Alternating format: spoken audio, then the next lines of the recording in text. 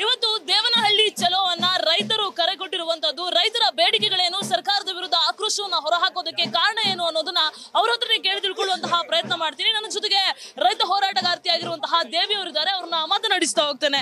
Madam ಹೇಳಿ, ಇವತ್ತು ಎಷ್ಟನೇ ದಿನ ತುಂಬುತ್ತೆ, ಜೊತೆಗೆ ನಿಮ್ಮ ಪ್ರಮುಖ ಬೇಡಿಕೆಗಳೇನು? ಮೇಡಮ್, ಇವತ್ತು ದೇವನಹಳ್ಳಿಯ ಚನ್ನರಾಯಪಟ್ಟಣದ ಹೋರಾಟದ 1180ನೇ ದಿನಕ್ಕೆ ಕಾಲಿಟ್ಟಿದೆ. ಹಿಂದೆ ಇದ್ದಂತ ಬಿಜೆಪಿ ಸರ್ಕಾರ ಇದ್ದಾಗ ಇದೇ ಕರ್ನಾಟಕದಲ್ಲಿ ಅಧಿಕಾರ ನಡೆಸ್ತಾ ಇರ್ತಕ್ಕಂಥ ಸಿದ್ದರಾಮಯ್ಯ ಸರ್ಕಾರ, ನಾವೇನು ಬಿಜೆಪಿ ಅಧಿಕಾರದಿಂದ ಹೋದ್ರೆ ಮತ್ತೆ ನಾವೇನಾದ್ರೂ ಅಧಿಕಾರಕ್ಕೆ ಬಂದ್ರೆ ನಿಮ್ಮ ಭೂಮಿಯನ್ನು ನಿಮ್ಗೆ ವಾಪಸ್ ಕೊಡ್ತೇವೆ ಅಂತೇಳಿ ಆಶ್ವಾಸನೆ ಕೊಟ್ಟು ಮಾತಿಗೆ ತಪ್ಪಿದಂತ ಸಿದ್ದರಾಮಯ್ಯನವರು ಇವತ್ತು ಮತ್ತೆ ಈ ಸುಮಾರು 1000 ದಿನಗಳ ಕಳೆದ್ರೂ ಹೋರಾಟ ನಡೆಸ್ತಾ ಇದ್ದಾರೆ. ಆದ್ರೆ ರೈತರ ಬಗ್ಗೆ ಒಂದೇ ಒಂದು ಚೂರಿ ಕಾಳಜಿ ಇಲ್ಲದೆ ಇರ್ತಕ್ಕಂಥದ್ದನ್ನ ನಾವು ಅಲ್ಲಿಂದ ಇಲ್ಲಿ ತನಕ 16 ರೈತರು ಮುಖ್ಯಮಂತ್ರಿಗಳನ್ನ ಭೇಟಿ ಮಾಡಿದೀವಿ. ಪ್ರತಿನಿತ್ಯ ರೈತರು ಧರಣಿ ಕುಂತಿದ್ದಾರೆ. ಆದ್ರೆ ಇನ್ಚಾರ್ಜ್ ಮಿನಿಸ್ಟರ್ ಇರ್ಬೋದು, ಮತ್ತೆ ಮುಖ್ಯಮಂತ್ರಿಗಳು ಇರ್ಬೋದು, ಬರೀ ವೈಚಾರಿಕತೆ ಬಗ್ಗೆ ಮಾತಾಡ್ತಾರೆ, ಬರೀ ರೈತರ ಬಗ್ಗೆ ಮಾತಾಡ್ತಾರೆ, ರೈತರ ಬಗ್ಗೆ ಕಾಳಜಿ ಇರುವಂತ ರೀತಿಯಲ್ಲಿ ಮಾತಾಡ್ತಾರೆ. ರೈತರು ನಮ್ ಭೂಮಿ ಕೊಡಲ್ಲ ಅಂತ ಹೇಳ್ತಾ ಇದಾರೆ. ಈ ರೈತರು ನಮ್ಮ ಉಸಿರು ಈ ಭೂಮಿ ಒಳಗಡೆ ಇದೆ, ನನ್ನ ಬದುಕು ಈ ಭೂಮಿ ಒಳಗಡೆ ಇದೆ, ನನ್ನ ಅನ್ನ ಈ ಭೂಮಿನಲ್ಲಿ ಇದೆ, ನನಗಿದು ಬಿಟ್ರೆ ಇನ್ಯಾವುದು ಗೊತ್ತಿಲ್ಲ, ಇನ್ಯಾವುದು ನಮ್ಗೆ ವ್ಯವಸಾಯ ಬಿಟ್ರೆ ಬೇರೆ ಯಾವುದು ಇಲ್ಲ ಅನ್ನುವಂಥದ್ದನ್ನ ರೈತರು ಅಂಗಲಾಚಿ ಕೇಳ್ತಾ ಇದ್ದಾರೆ. ನಮ್ಮ ಭೂಮಿ ನಮ್ಗೆ ಕೊಡಿ, ಇಲ್ಲ ಅಂತ ನಮ್ಮ ಉಸಿರು ಹೋದ್ರೂ ಪರವಾಗಿಲ್ಲ, ನಮ್ಮ ಭೂಮಿಯನ್ನ ಯಾವುದೇ ಕಾರಣಕ್ಕೂ ನಾವು ಕೊಡಲ್ಲ ಅಂತೇಳಿ ರೈತರು ಅಂಗಲಾಚಿ ಸರ್ಕಾರವನ್ನ ಕೇಳ್ತಾ ಇದ್ರು. ಇವತ್ತು ಸರ್ಕಾರ ರೈತರಿಗೆ ಮಣೆ ಆಗ್ತಾನೆ ಇರ್ತಕ್ಕಂಥದ್ದು, ಕಾರ್ಪೊರೇಟ್ ಕುಳಗಳಿಗೆ ಇವತ್ತು ರತ್ನಗಂಬಳಿ ಹಾಸಿ ಕೈತಾ ಇರ್ತಕ್ಕಂಥದ್ದೇನಿದೆಯೋ ಇದು ಸರಿಯಾದಂತ ಕ್ರಮ ಅಲ್ಲ. ಇವತ್ತು ಕರ್ನಾಟಕ ರಾಜ್ಯದ ಮೂಲೆ ಮೂಲೆಗಳಿಂದ ಇವತ್ತು ರೈತರು, ಮಹಿಳೆಯರು, ವಿದ್ಯಾರ್ಥಿ, ಯುವಜನರು, ಕಾರ್ಮಿಕರು ಇವತ್ತು ಬೆಂಬಲವನ್ನ ವ್ಯಕ್ತಪಡಿಸಿ ಇವತ್ತು ಏನು ದೇವನಹಳ್ಳಿ ನಡೀತಾ ಇರತಕ್ಕಂತ ಹೋರಾಟ ಏನಿದೆ ಬೆಂಬಲಿಸ್ತಾ ಇದೀವಿ. ಸರ್ಕಾರ ತಕ್ಷಣದಲ್ಲಿ ಮಧ್ಯ ಇವತ್ತು ಸಂಜೆ 5 ಗಂಟೆ ಒಳಗಡೆ ಬರಬೇಕು, ಈ ಭೂಮಿಯನ್ನ ವಾಪಸ್ ಕೊಡಬೇಕು, ಈಗಾಗಲೇ ಅಗ್ರಿಮೆಂಟ್ ಆಗಿರ್ತಕ್ಕಂಥ ವಾಪಸ್ ತಗೊಳ್ಬೇಕು, ಇಲ್ಲ ಅಂದ್ರೆ ನಾಳೆನೆ ನಾವೆಲ್ಲರೂ ಜೈಲ್ಗೆ ಹೋಗ್ಲಿಕ್ಕೆ ರೆಡಿ ಇರ್ತೀವಿ. ಇಲ್ಲಂದ್ರೆ ಇರ್ತಕ್ಕಂಥ ರೈತರು ಎಲ್ಲಾ ವಿಭಾಗದ ಜನರು ಜೈಲ್ಗೆ ಹೋಗ್ತೀವಿ, ಜೈಲ್ಗೆ ಹಾಕ್ರಿ, ಇಲ್ಲ ನಮ್ಮ ಭೂಮಿ ನಮ್ಗೆ ಕೊಡಿ ಅನ್ನುವಂತ ಘೋಷಣೆ ಒಂದಿಗೆ ಇವತ್ತು ನಾವು ಪ್ರತಿಭಟನೆಗೆ ಬಂದಿರ್ತಕ್ಕಂಥದ್ದು. ಸರ್ಕಾರ ಏನ್ ಹೇಳುತ್ತೆ ಅಂತ ಹೇಳಿದ್ರೆ, ರೈತರಿಗೆ ನಾವು ಪರಿಹಾರವನ್ನ ಕೊಡ್ತೀವಿ, ಇದೊಂದು ಕೈಗಾರೀಕರಣದ ಭಾಗವಾಗಿ ನಮಗೆ ಈ ಭೂಮಿಯನ್ನ ಬಿಟ್ಟುಕೊಡಿ ಅಂತ ಅವರೊಂದು ಮಾತನ್ನ ಹೇಳ್ತಾರೆ. ಅದಕ್ಕೆ ಇಲ್ಲಿನ ರೈತರು ಏನ್ ಹೇಳ್ತಾರೆ? ಮೇಡಮ್, ಈಗ ಪರಿಹಾರ ಕೊಡ್ತಕ್ಕಂಥದ್ದು ಎಲ್ಲಿದೆ ಮೇಡಮ್? 25 ಲಕ್ಷ ಕೊಡ್ಬೋದು, 50 ಲಕ್ಷ ಕೊಡ್ಬೋದು, ಮತ್ತೆ ಅವ್ರ ಬದುಕೆಲ್ಲಿದೆ? ಅವ್ರು ಹುಟ್ಟೂರ್ ಬಿಡ್ಬೇಕು. ಮತ್ತೆ ಅವರು ಪ್ರತಿನಿತ್ಯ ಸಂಜೆ ಆಯ್ತು ಅಂದ್ರೆ ಅವ್ರು ಹೊಲ ಗದ್ದೆಗಳಿಗೆ ಹೋಗಿ ಅಷ್ಟೋ ಇಷ್ಟೋ ಬೆಳಕೊಂಡು ಹೊಟ್ಟೆ ತುಂಬಿಸ್ಕೊಂಡು ಬಟ್ಟೆ ತುಂಬಿಸ್ಕೊಂಡು ಬದುಕ ನಡೆಸ್ತಾ ಇದಾರೆ. ಭೂಮಿ ಕಿತ್ಕೊಂಡ್ರೆ ಅವ್ರ ಬದುಕು ಹೆಂಗಾಗ್ಬೇಕು? ಆ ಕುಟುಂಬದ ನಿರ್ವಹಣೆ ಹೆಂಗ್ ಮಾಡ್ಬೇಕು ಅವರು? ಮತ್ತೆ ಈಗಾಗ್ಲೇ ಬೇರೆ ಬೇರೆ ಕಡೆ ಇದೆ, ಈಗಾಗ್ಲೇ MP MLA ಗಳದ್ದು ಲಕ್ಷಾಂತರ ಎಕರೆ ಜಮೀನುಗಳಿದೆ. ಆ ಜಮೀನ್ಗೆ ಅಲ್ಲೋಗಿ ಮಾಡ್ಲಿ ಅವರು, ಅದನ್ನ ಅವರು ಸ್ವಾಧೀನ ಪಡಿಸ್ಕೊಳ್ಳಿಕ್ ಆಗ್ತಾ ಇಲ್ಲ. MLA ಗಳ ಜಮೀನ ಸ್ವಾಧೀನ ಪಡಿಸ್ಕೊಳ್ಳಿಕ್ ಆಗ್ತಾ ಇಲ್ಲ. MP ಗಳ ಹತ್ರ, ದೊಡ್ಡ ದೊಡ್ಡ ಕಾರ್ಪೊರೇಟ್ ಕುಳಗಳ ಹತ್ರ ಭೂಮಿಯನ್ನ ನಂಬಿ ಬದುಕ್ತಾ ಇರ್ತಕ್ಕಂಥ ಜನ ಇವತ್ತು ಆ ಜನದ ಭೂಮಿಯನ್ನ ಕಿತ್ಕೊಳ್ಳಿಕ್ ಬಂದಾಗ ನಾನು ಒಪ್ಪಿಗೆ ಕೊಟ್ರೆ ಮಾತ್ರ ಕಿತ್ಕೊಳ್ಳಿಕ್ ಅವಕಾಶ ಇರತಕ್ಕಂಥದ್ದು. ಬಲವಂತದ ಭೂ ಸ್ವಾಧೀನ ಇದೆಯಲ್ಲ, ಇದು ಎಲ್ಲಿದೆ? ಅದು ಬಲವಂತವಾಗಿ ಭೂಮಿ ಕಿತ್ಕೊಳ್ತಕ್ಕಂಥ ಅಧಿಕಾರ ಎಲ್ಲಿದೆ ಇವ್ರಿಗೆ? ಪದೇ ಪದೇ ಯಾಕೆ ದೇವನಹಳ್ಳಿಯೇ ಟಾರ್ಗೆಟ್ ಆಗ್ತಾ ಇದೆ? ಈ ಹಿಂದೆ ಕೂಡ ಮೊದಲನೇ ಹಂತದ ಭೂ ಸ್ವಾಧೀನ ಆಗಿರುವಂತದ್ದು ದೇವನಹಳ್ಳಿಯಲ್ಲೇ, 2ನೇ ಹಂತದಲ್ಲಿ ಇದಾಗ್ತಾ ಇರುವಂತದ್ದಲ್ವಾ ಮೇಡಮ್? ಇಲ್ಲಿ ಕಾರ್ಪೊರೇಟ್ ಕುಳಗಳಿಗೆ ಮತ್ತೆ ಇಲ್ಲಿ ದೊಡ್ಡ ದೊಡ್ಡ ನಮ್ಮ ಸಚಿವರಿಗೆ ಈ ಭೂಮಿ ಮೇಲೆ ಕಣ್ಣು ಬಿದ್ದಿದೆ. ಇಲ್ಲಿ ಚಿನ್ನ ಬೆಳೀತಕ್ಕಂತ ಭೂಮಿ ಇದು.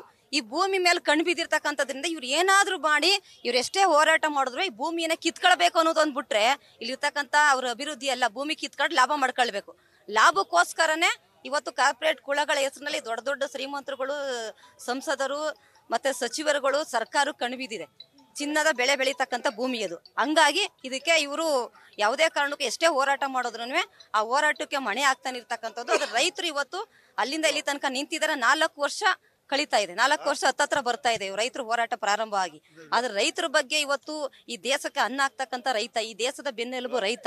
ಇವತ್ತು ನಾವು ಕೋವಿಡ್ ಸಂದರ್ಭದಲ್ಲಿ ರೈತರು ತಾವು ಉತ್ಪಾದನೆ ಹಾಲು ಮತ್ತೆ ಏನು ಆಹಾರವನ್ನ ಉತ್ಪಾದನೆ ಮಾಡ್ಲಿಲ್ಲ ಅಂತಂದ್ರೆ ಇವರೇನು ಏನ್ ಮಾಡ್ತಾ ಇದ್ರು? ಚನ್ನರಾಯಪಟ್ಟಣ ಹೋಬಳಿಯ 13 ಗ್ರಾಮದ ರೈತರು ಇವತ್ತು ಸರ್ಕಾರದ ವಿರುದ್ಧ KIAB ಭೂ ಸ್ವಾಧೀನದ ವಿರುದ್ಧ ಆಕ್ರೋಶವನ್ನ ಹೊರಹಾಕ್ತಾ ಇರುವಂತದ್ದು, ಪ್ರತಿಭಟನೆಯನ್ನ ಮಾಡ್ತಾ ಇರುವಂತದ್ದು, ದೇವನಹಳ್ಳಿ ಚಲೋ ಮೂಲಕ ಸರ್ಕಾರಕ್ಕೆ ಉತ್ತರ ಕೊಡ್ತಾ ಇರುವಂತದ್ದು. ಇದ್ರ ಬಗ್ಗೆ ಮಾತನಾಡೋದಕ್ಕೆ ನನ್ನ ಜೊತೆಗೆ ರೈತಪರ ಹೋರಾಟಗಾರ ಬಡಗಲ್ಪುರ ನಾಗೇಂದ್ರ ಇದ್ದಾರೆ, ಅವ್ರನ್ನ ಮಾತನಾಡಿಸ್ತಾ ಹೋಗ್ತೇನೆ. ಸರ್, ಇವತ್ತು ಪ್ರತಿಭಟನೆ ಮಾಡ್ತಾ ಇದ್ದೀರಾ, ಬಟ್ ಇವತ್ತಿಂದ ಮಾಡ್ತಾ ಇಲ್ಲ, ಕಳೆದ 4 ವರ್ಷದಿಂದನೂ ಪ್ರತಿಭಟನೆ ಮಾಡ್ತಾನೆ ಇದ್ದೀರಾ. ಆದ್ರೆ ಸರ್ಕಾರ ಯಾವುದೇ ರೀತಿಯಾಗಿ ನಿಮ್ಮ ಮೇಲೆ ಮೃದು ಧೋರಣೆ ತಾಳ್ತಾ ಇಲ್ಲ, ಏನ್ ಹೇಳ್ತೀರಾ? ಅದು ಯಾವುದೇ ಸರ್ಕಾರ ಆಗ್ಬೋದು, ಯಾವುದೇ ಪಕ್ಷ ಆಗ್ಬೋದು, ಅವೆಲ್ಲ ಕಾರ್ಪೊರೇಟ್ ನೀತಿಗಳನ್ನು ಪರ ಇರುವಂಥ ದುಡಿಯೋ ಜನರು ಮತ್ತು ವಿಶೇಷವಾಗಿ ರೈತರ ಪರ ಇಲ್ಲ. ರೈತರ ಭೂಮಿ ಕಿತ್ಕೊಳ್ಳೋದೇ ಅವ್ರದ್ದು ಮೊದಲನೇ ಅಜೆಂಡಾ. ಕಾರ್ಪೊರೇಟ್ನವ್ರು ತೃಪ್ತಿ ಮಾಡಬೇಕಾದ್ರೆ ಅದಕ್ಕೆ ಅವ್ರು ಆ ಥರ ನಡ್ಕೊಳ್ತಾರೆ. ಆದರೆ ಇಂಥ ಸರ್ಕಾರಗಳನ್ನ ಭೂಮಿ ಮುಟ್ಟಕ್ಕೆ ಬಂದವರು ನಾವು ಎಷ್ಟೋ ಮಣಿಸಿದ್ದೀವಿ. ರೈತರು ಇವತ್ತು 13 ಹಳ್ಳಿಯವರು ಕೂಡ ಒಟ್ಟಾಗಿದ್ದೀವಿ. 13 ಹಳ್ಳಿ ಜನ ಜೊತೆಗೆ ಇಡೀ ಕರ್ನಾಟಕದ ರೈತ ಚಳವಳಿ, ದಲಿತ ಚಳವಳಿ, ಕಾರ್ಮಿಕ ಚಳವಳಿ, ಬೇರೆ ಎಲ್ಲ ಚಳವಳಿಗಳು ಇವತ್ತು ಅವ್ರಿಗೆ ಸಪೋರ್ಟಾಗಿ ನಿಂತಿದ್ದೀವಿ ನಾವು. ಮತ್ತು ಎಲ್ಲ ಜಿಲ್ಲೆಯಿಂದನೂ ಕೂಡ ಇವತ್ತು ಬರ್ತಾ ಇದ್ದಾರೆ. ನಾವು ಸರ್ಕಾರಕ್ಕೆ ಇವತ್ತು ಅಂತಿಮ ನೋಟಿಸ್ ಕೊಡ್ತಿದ್ದೀವಿ.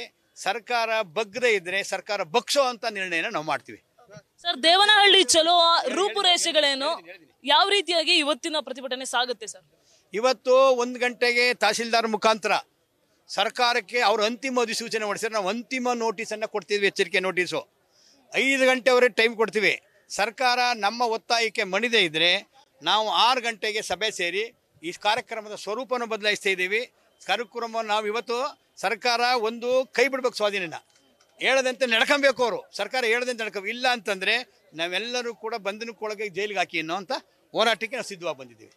ಸರ್, ನೀವು ಹೋರಾಟವನ್ನ ಮಾಡ್ತೀರಾ ಅಂತ ಗೊತ್ತಾದ ತಕ್ಷಣ 477 ಎಕರೆ ವಿನಾಯಿತಿಯನ್ನ ಕೊಟ್ರು. ಅದ್ರ ಬಗ್ಗೆ ಹೇಳೋದಾದ್ರೆ ಮೂಗಿಗೆ ತುಪ್ಪ ಸವರ್ದಂಗಿದ್ಯಾ ಹೆಂಗೆ? ಅದು ಮೂಗಿಗೆ ತುಪ್ಪ ಸವರದದ್ದು ಹೌದು. ಬ್ರಿಟಿಷರ ತಂತ್ರ, ಒಡೆದಾಳ ನೀತಿ. ಹೋರಾಟನ ಹೊಡಿಬೇಕಾದ್ರೆ ಕೆಲವು ರೈತರ ಭೂಮಿ ಬಿಟ್ಟಿನಿ ಅಂದರೆ ಆ ಹೋರಾಟ ಹೊಡ್ಕೊಂಡಾಗಬೇಕು ಅಂದರೆ. ಆದರೆ ಇವತ್ತಿನ 13 ಹಳ್ಳಿಯ ಹೋರಾಟಗಾರರು ಕಂಕಣಬದ್ಧವಾಗಿದ್ದಾರೆ. ಇವತ್ತು ಪ್ರತಿಜ್ಞೆ ಮಾಡ್ತಾರೆ, ನಾವು 3 ಹಳ್ಳಿ ಬಿಟ್ಟರೆ ತೃಪ್ತಿ ಆಗಲ್ಲ, ನಮಗೆ 13 ಹಳ್ಳಿನೂ ಬಿಡಲೇಬೇಕು, ಅಲ್ಲಿವರೆಗೂ ಹೋರಾಟ ಮುಂದುವರಿಸ್ತೀವಿ ಅಂತ ಇವತ್ತು ಪ್ರತಿಜ್ಞೆ ಮಾಡ್ತಾರೆ. ಇವತ್ತು ದೇವನಹಳ್ಳಿನೇ ಯಾಕೆ ಪದೇ ಪದೇ ಟಾರ್ಗೆಟ್ ಆಗ್ತಾ ಇರುವಂತದ್ದು ಅಂತ ನೋಡಿ. WTO ಬಂದ ಮೇಲೆ ಸರ್ಕಾರಗಳ ಪಾಲಿಸಿ ಚೇಂಜ್ ಆಗಿದೆ. ಅದರಲ್ಲೂ ಬೆಂಗಳೂರು ಪ್ರಪಂಚದಲ್ಲಿ ಆಕರ್ಷಣೀಯ ಸ್ಥಳ. ಅದು 200 ಕಿಲೋಮೀಟರ್ ವ್ಯಾಪ್ತಿ ಎಲ್ಲ ಭೂಮಿಯನ್ನು ಅಕ್ವೈರ್ ಮಾಡ್ಕೋಬೇಕು ಅನ್ನೋಂಥದ್ದು ಇವ್ರ ಉದ್ದೇಶ. ನಾನು ಹೇಳ್ತಾ ಇದ್ದೀನಿ, ಇಂಡಸ್ಟ್ರಿಯಲ್ಲಿ ಮಾಡಬೇಕಾದ್ರೆ ಅವ್ರು ಉತ್ತಬೇಕಾಗಿಲ್ಲ, ಬೆಳಿಬೇಕಾಗಿಲ್ಲ. ರೈತ ಉತ್ತು ಬೆಳೆಯೋನು. ಇಂಡಸ್ಟ್ರಿ ಮಾಡಬೇಕಾದ್ರೆ ಭೂಮಿ ಬೇಕು. ಉಳಕ್ಕಾಗದ ಭೂಮಿ C&D ಲ್ಯಾಂಡ್ ಇದೆ, ಅಲ್ಲಿ ಕಾರ್ಖಾನೆ ಮಾಡಲಿ, ಯಂತ್ರೋಪಕರಣ ತಯಾರು ಮಾಡಲಿ, ಕಾರ್ಖಾನೆ ಕಚ್ಚಾ ವಸ್ತುಗಳನ್ನು ತಯಾರು ಮಾಡಲಿ. ಅವ್ನು ಇಂಥ ಫಲವತ್ತಾದ ಭೂಮಿ ಯಾಕೋ? 2 ಎಕರೆ ಇರೋನು ಮರ್ಯಾದೆ ಜೀವನ ಮಾಡ್ತಾನೆ, 10 ಗುಂಟೆ ಇರೋನು ಮರ್ಯಾದೆ ಜೀವನ ಮಾಡ್ತಾನೆ. ಬರೀ ಫಲವತ್ತಾದ ಭೂಮಿ. ಎಲ್ಲ ಕಾರ್ಪೊರೇಟ್ ಕಂಪ್ನಿಗಳಿಗೆ ಏನಪ್ಪ ಅಂತಂದರೆ ಇಲ್ಲಿ ಹತ್ರದಲ್ಲಿರೋ ಭೂಮಿ ಬೇಕು. ರಿಯಲ್ ಎಸ್ಟೇಟ್ ದಂಧೆ ಇದು. ರಿಯಲ್ ಎಸ್ಟೇಟ್ ದೊಡ್ಡ ದಂಧೆ, ಕಾರ್ಪೊರೇಟ್ ರಿಯಲ್ ಎಸ್ಟೇಟ್ ದಂಧೆ. ಸರ್ಕಾರಕ್ಕೆ ನಿಮ್ಮ ಎಚ್ಚರಿಕೆ ಏನು ಸರ್? ಎಲ್ಲಿವರೆಗೂ ಸಮಯಾವಕಾಶ ಕೊಟ್ಟಿದ್ದೀರಾ? ಮತ್ತೆ ಕೊನೆಯ ಎಚ್ಚರಿಕೆ ಏನು? ಸಿದ್ದರಾಮಯ್ಯನವರು ಸನ್ಮಾನ್ಯ ಮುಖ್ಯಮಂತ್ರಿಗಳಿಗೆ ಈ ಹೋರಾಟದ ಮುಖಾಂತರ ಅವ್ರಿಗೆ ಎಚ್ಚರಿಕೆ ಸಂದೇಶವನ್ನು ಕಳಿಸ್ತಾ ಇದ್ದೀವಿ.